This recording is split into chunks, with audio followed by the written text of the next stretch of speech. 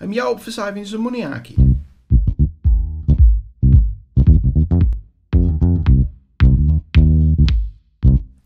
Now people keep telling you to buy these things, right? They're little portable hard drives, and when I can find the cable, they come with a cable.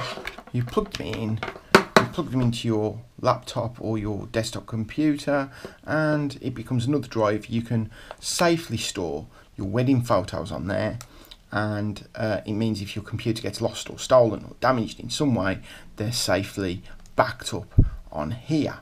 What tends to happen is you put your wedding photos on here, then your partner says, "Oh honey, let's look at the wedding photos," and you plug it in and it doesn't work, and then you end up getting divorced.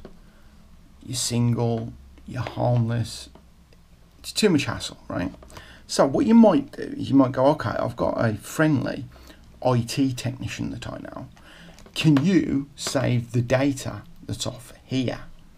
And usually the IT technician will go, yeah, no problem. But what's happening more and more is your IT technician will go, oh, maybe. And this is why. Essentially, what's in there is that. So all this is a standard hard drive, and it's got on there a standard connector, which they call an SATA connector. These are 2.5-inch drives. You could pick these up second-hand. Yes, you can get them second-hand if you wanted to.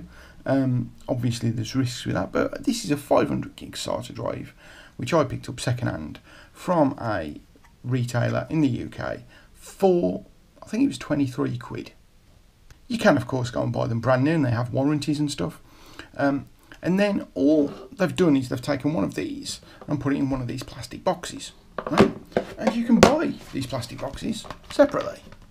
Ooh, look at that, right? So I got that off a retailer, and it cost me, I think it was £7.99.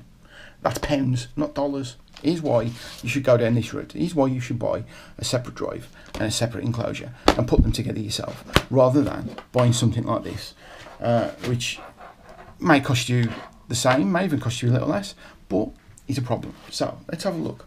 What it is, it's a drive, it's a little bit of circuit board to the USB port. What they should do, plastic box, little bit of circuit board, plugs into there, goes to USB. 99 times out of 100, if not more than that, when these things break, it's the circuit board that's broken, not the drive that's got all the data on. It's usually that connection there, because you're plugging wires in and out all the time. So what will happen is you will go to your friendly IT technician with that box and say, can you get the photos off? And they'll go, maybe. Because what can happen is we can crack this box open and we can get to the drive inside, and we can go, oh look, there's your drive. I can get the data because that's a standard connection there, and I've got loads of things that fit that. And then you go, oh.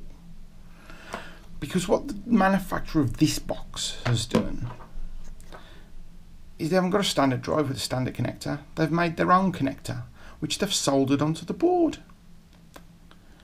And you can't get the data off because their soldered on connection on the board has then got a USB port there instead of this standard connection, and it's the USB port that's broke. It's not the drive inside that's got all the data on. And all you can do to get that data off then is send it to a data recovery company, and it's going to cost you about 150, 200 quid. And you think if they'd have given you a drive with a standard connector, you could have bought another one of these plastic boxes and put it in, or you could have bought something like this that I have, which is a very simple bog standard little connector box that I can put a variety of SATA drives in and read directly from the computer. Use it all the time for repairing stuff. So this is why you should buy spare drive and the enclosure. So this one, get rid of that. Do this because you know it's as you want it. I'll tell you what, it's like Casey Neistat. Oh look, someone from Sri Lanka has sent me a hard drive. There. So, there is that. Right. What have we got here? We have got, there we go. So it's a little plastic box. Feels a bit cheap and tacky, because it is. I haven't looked at the instructions. Oh, yeah, so this one is toolless. I don't even need a screwdriver. All I've got to do, he says, hopefully, I've had a very quick glance at the instructions. He's got like this. It's going to come. There we go. It's like teasing it. And as you can see there, we've got a little plastic box. We've got a little bit of circuit board. We've got the standard port connector there.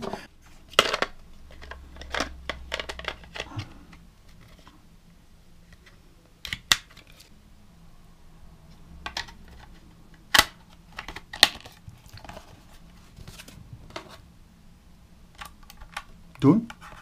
That's it. It's even got a little on-off switch and a light saying it's working. It has come with a cable that you might think is a bit weird because it's USB to USB. That actually makes more sense because some of these little drives come with that one, which is a little bit more tricky. You can just buy these cables separately for a couple of quid. It's never a lot. And you'll notice I now have a hard drive, and I now know that if that port gets damaged, chances are my data on the drive inside is still fine. All I've got to do, pop it open, take the drive out, get another one of these, put it back in, and chances are my data is nice and safe. So if you want one of these, like I say, just a normal 2.5-inch drive, you're looking for a 2.5-inch drive with a SATA connection. And like I say, I've got one of these. I'm not saying that this is the one you should have. This is just one that I managed to get. Every time I do this for people, I end up getting different ones because different ones are on sale. All you're looking for is USB Hard Drive Enclosure. That's all you need. Anyone will do the job. Whack them together, got yourself a cheap drive. Now, say thank you, David.